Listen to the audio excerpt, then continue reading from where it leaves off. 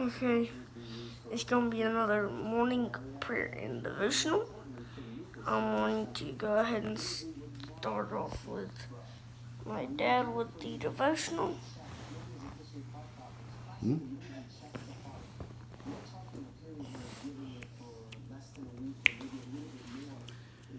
Getting out his science book, John sat down at the kitchen table to do some homework.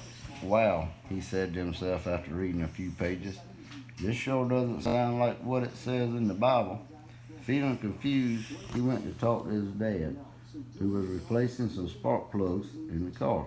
Dad, my science book doesn't teach creation like the Bible does, says John. According to my book, many scientists believe that the earth and people and everything just happened to come into existence. They call it evolution. Well, son, Dad responded, some books are wrong. They have been written by man, and man can sometimes make mistakes. But the Bible has no errors, because the Bible was inspired by God, John asked. That's right, Dad replied.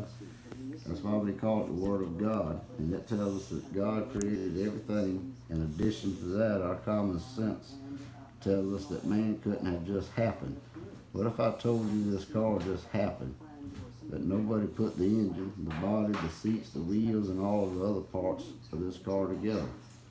Why, I tell you, that was the craziest thing I'd ever heard, said John with a smile. You'd be absolutely right, Dad replied. And the human body is far more complicated than this car. We're not accidents. We are part of God's plan and creation. How about you? Have you heard people talk about evolution as if it were fact? Don't you believe it? Don't you believe it? God made the world and everything in it. He made you. He loves you. And He's a wonderful plan and purpose for your life. Memorize. In the beginning, God created the heavens and earth. Okay? So we're going to do the prayer. I don't know why why the recording on the ends, it might not be like that on YouTube, but for me it is, so you know.